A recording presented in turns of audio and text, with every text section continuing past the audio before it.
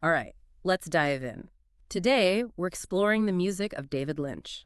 Yeah, going way beyond just the visuals this time. We're talking about soundscapes and scores and, well, let's just say Lynch's musical world is way bigger than most people think. It really is. Everyone focuses on the visual side of his work, but the sound, it's just as important, I'd say. Creates those unforgettable moods. Exactly. So we're using this AP News article as a starting point. It lists 10 songs that really get at what's Lynchian about music. Oh, good choice. And we're not just talking film scores here.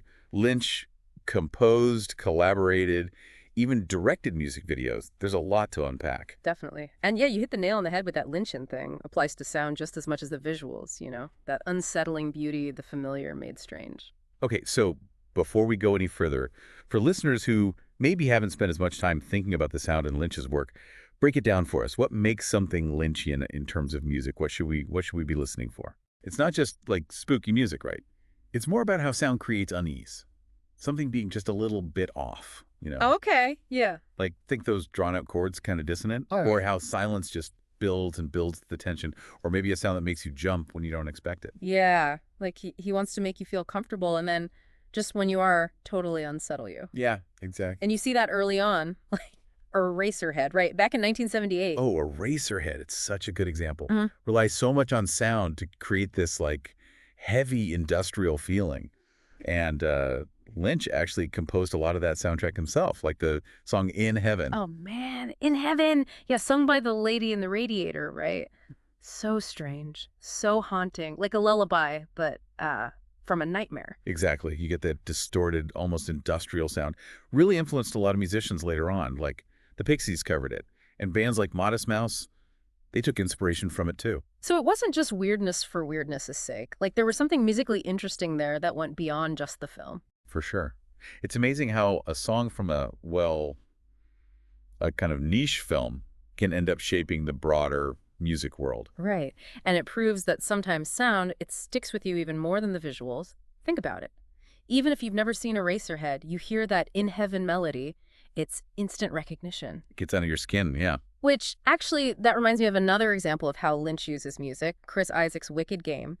The song was out in '89, but it wasn't a mega hit, right? Right. But then Lynch puts it in Wild at Heart in 1990, and boom, instant iconic ballad. And it's not just the song, right? Yeah. It's how he uses it in the film, in the context of the story, the characters, the mood he builds. Yeah, he gives it like a whole other layer of meaning. The visuals, the characters, everything together just transforms the song, becomes something you can't forget. And this talent for taking music and making it even more powerful with visuals, it's even more obvious when you look at Angela Badalamenti. Badalamenti. Oh, man, their partnership was something else. They started working together on Blue Velvet in '86, but honestly, the Twin Peaks theme has got to be their masterpiece. Instantly recognizable.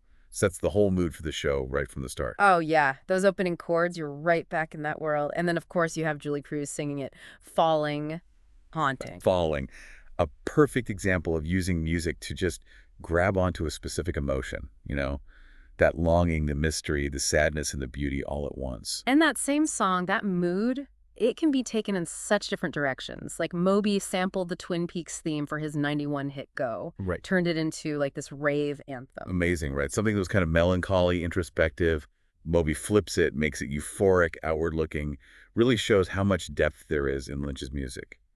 How it can work in totally different ways. And we haven't even gotten to Lynch directing music videos himself, like for Nine Inch Nails, Donovan, even Rammstein. It shows how wide his taste in music was. He was plugged into the music scene, not just using it for his films. Like, he was a part of it. Yeah. And then, in 2001, he releases his own album, Blue Bob. This wasn't just a side project either. You hear that industrial sound, almost goth, that we know from his movies. Totally. Like, Thank You, Judge. That track has this gritty, metallic texture. If you like industrial music, you gotta check out that album. So we've got Lynch as composer, inspiration, music video director, but he was also a huge collaborator, worked with all sorts of artists. Yeah, and those collaborations, they show how willing he was to experiment. to push the boundaries. Yeah. And it highlights how open he was to different genres, different sounds. It's like he was constantly searching for new ways to express himself, to use music, to explore the whole spectrum of human emotion. Exactly. A great example is Pinky's Dream with Karen O from the yeah. Back in 2011, straight up electropop banger. Not what you'd expect from the guy who made Eraserhead, right? Right.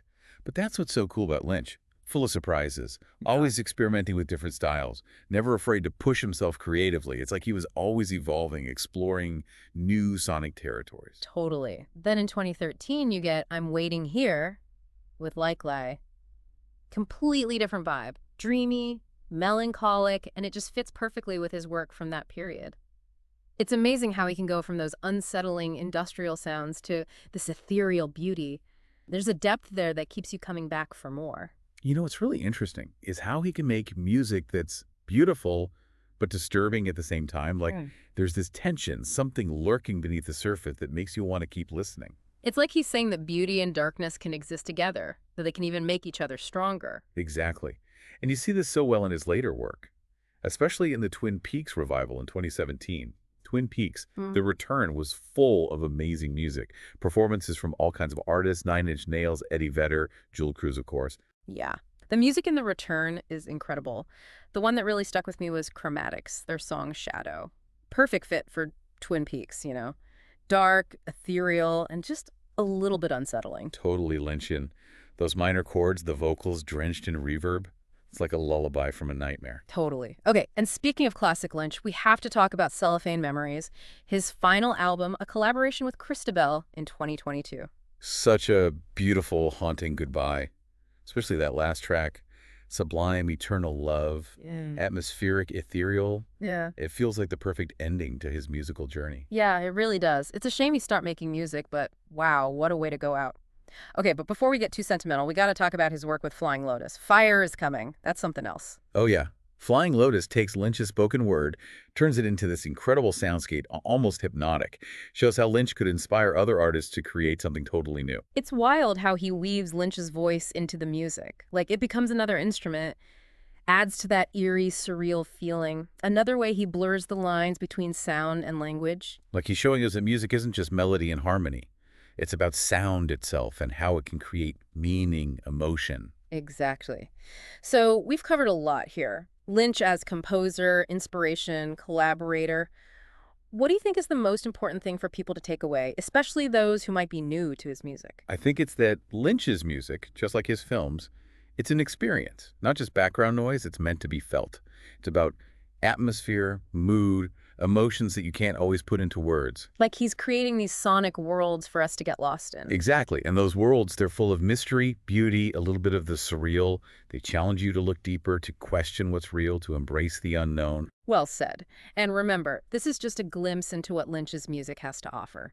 That AP News article we talked about, they put together a Spotify playlist with all these tracks and more. Definitely check it out after this. It's a great way to really experience his musical vision. It's like a sonic journey into the mind of David Lynch. Yeah. Trust me, it's a trip worth taking. Now, before we let you go, there's one more fascinating part of Lynch's musical story we need to talk about. His collaboration with Christabel, it went way beyond just Cellophane Memories. It did. Their partnership, it became less about making music in the traditional sense, more about a shared exploration of creativity. Okay, now I'm intrigued, but I guess we'll have to save that for part 2 of our deep dive. Stay tuned, because things are about to get really interesting. They are. The journey continues. Okay, so we're back and ready to keep digging into David Lynch's musical world. Before we jumped into part 2, you were saying that Lynch and Christabel's work together, it became about more than just the album Cellophane Memories. It did, yeah. Their partnership, it kind of went deeper, you know? Yeah. Less about typical music, more about exploring creativity together. So walk us through that. Like, where did their collaboration go from there? Well, what's fascinating is how they started to blur the lines between, like, music, performance art, even transcendental meditation. Whoa, hold on. Transcendental meditation. I mean, that's classic Lynch. But how did that work its way into their music? Both Lynch and Christabel have been practicing transcendental meditation for years. They believe it helps them reach, like, deeper levels of consciousness, which then unlocks their creativity. So they were using meditation to, like, fuel their artistic process. Yeah, exactly. They'd often start their creative sessions with meditation, just to clear their minds, get into a more receptive state, like tapping into a source of pure inspiration. I can see how that would appeal to Lynch, especially with how much he's drawn to dreams and the subconscious and all that. But how did this actually show up in their music? They began creating what they called sonic meditations. Not really songs in the typical sense, but shorter pieces you could listen to while meditating. More like soundscapes, ambient music. Exactly. Imagine these atmospheric sounds, textures, layered with Christabel's vocals. It's not about catchy hooks. It's more about creating a specific mood, a feeling. Like a soundtrack for exploring your inner world. Did they find an audience for these sonic meditations? They did. These pieces, they brought in a whole new audience. People who were into music and mindfulness, not just Lynch fans. Wow, that's incredible. Like they were starting a whole new genre, and all because of their shared practice of transcendental meditation. Yeah, it really shows how much they believe that creativity comes from within and how meditation can help you unlock that. It's also interesting that their collaboration went beyond audio, right? They started doing visual art too, didn't they? Yeah, for sure. They created these immersive installations, combining Christabel's music with Lynch's, like iconic visuals. Okay, wait, we got to hear more about this. What kind of installations? Picture a dark room, flickering projections on the walls, those classic Lynchian landscapes, characters. Oh, I'm already getting chills. And then, woven into that visual stuff, you'd hear Christabel's voice echoing all around you. It sounds like a total sensory experience. So, how are these installations received? People loved them. Critics praised them for being so original, transporting people to another world. Sounds like they were creating these miniature Lynchian universes, which makes sense given their shared artistic vision. But how did this reflect their evolving musical partnership? You can see a shift away from traditional songs to those atmospheric, experimental soundscapes we were talking about. So it was kind of like the sonic meditations. Exactly. There's that same thread of exploration, a deeper dive into sound and its power to really immerse you in an experience. It's inspiring to see how they never stop challenging themselves, pushing the boundaries of art. What do you think we, like, as listeners, as people who appreciate art, what can we learn from their work together? I think their partnership reminds us to be more open-minded in our own creative endeavors, to embrace collaboration, step outside our comfort zones, trust the creative process. To not be afraid to experiment, try new things, even if they seem a little strange or unconventional at first. That's it. Because a lot of times, the most amazing artistic discoveries happen when you're willing to embrace the unknown and just see where it takes you. It's a good reminder that creativity is a journey, not a destination. But speaking of journeys, we're not done with Lynch's yet, are we?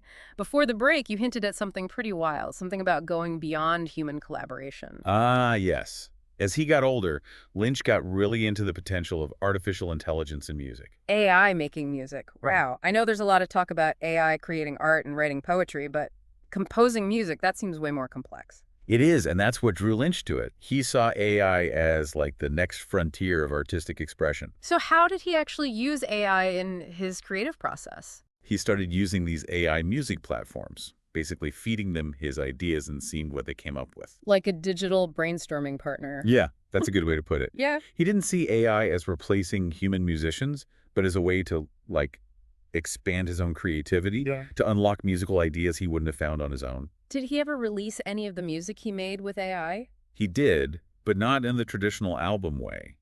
In 2024, he put out a series of online experiments.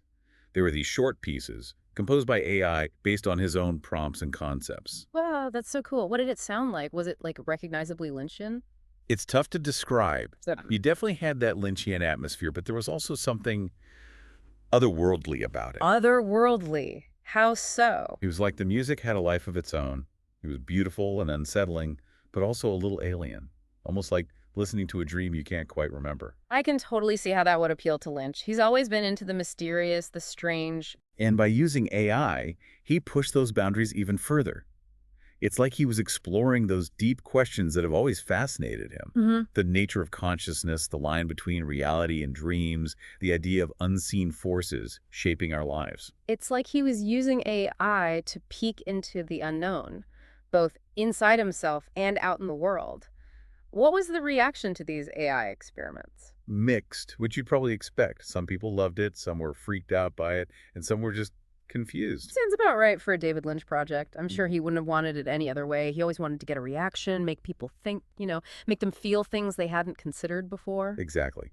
He was never afraid to challenge the status quo, to make people question their assumptions about art. And by exploring AI music, he started a whole new conversation about what the future of art might look like. Where do you think that conversation goes next? Oh, that's a big question. As technology keeps changing, so will our relationship with art and creativity. But I think what Lynch showed us is that art can come from anywhere, even from a machine. It's a good reminder to stay open to possibilities, to not underestimate the power of the human imagination, even when it's working with AI. Right. And that leads us to the final chapter in Lynch's musical journey. We've explored his human collaborations, his transcendental meditation, and his AI-generated music.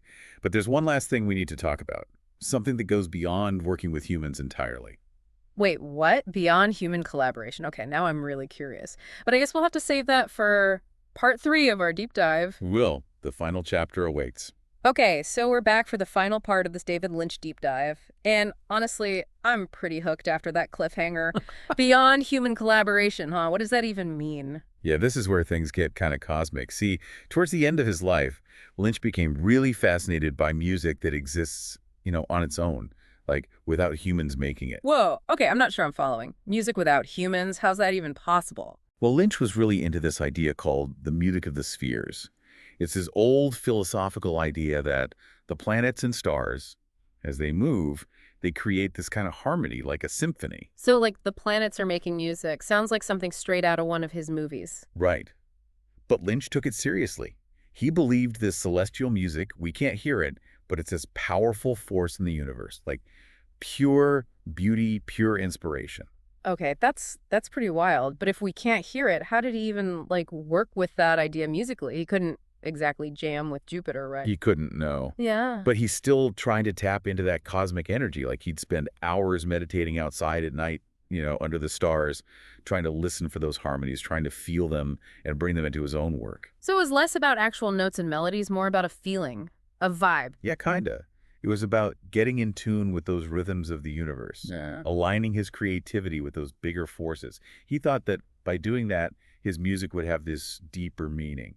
Almost get a spiritual practice for him. Exactly. And you can hear it in his later music. There's more space, more stillness, like a sense of awe about the universe. It's not so much about typical songs, but more about these big, ethereal soundscapes that kind of feel like the vastness of space. It's interesting how that idea of the music of the spheres, it fits with all those themes he explored in his work, like consciousness, the mysteries of the universe, the idea that there's more to reality than what we see. Totally. For Lynch, that music of the spheres, it was like another piece of the puzzle, another layer of reality he was trying to understand through his art. Like he saw music as a way to connect the human and the divine, almost. I like that. And I think that's what makes Lynch's music so powerful. He wasn't just making music, he was exploring the core of sound itself. Its power to connect us to something bigger than ourselves, something timeless. He never backed down from pushing boundaries, right? Challenging how we think about things, asking the big questions, whether it was collaborating with people, using AI, or finding inspiration in the cosmos. He was always searching for meaning. Yeah, and that's the invitation he gives to all of us. To listen closely, to be open to the unexpected, to find the music that speaks to us, wherever it comes from. To find that awe and wonder, just like he did. Well, I think we've reached the end of our deep dive into the musical world of David Lynch. What a trip. It really has been. We covered so much, from his early experimental stuff to those iconic collaborations, to his fascination with meditation, his work with AI, and ultimately his connection to that cosmic music. It's obvious Lynch was way more than a filmmaker. He was a true visionary when it came to sound, a master of mood, emotion, and always exploring what sound could do. And his music is still inspiring, still challenging us to open our ears and our minds to the beauty and mystery that's out there in the world of sound. So big thanks to everyone for joining us on this deep dive. We hope you've discovered something new about David Lynch's music and that maybe you're inspired to explore it even more. You never know what sonic wonders you might find. The journey continues.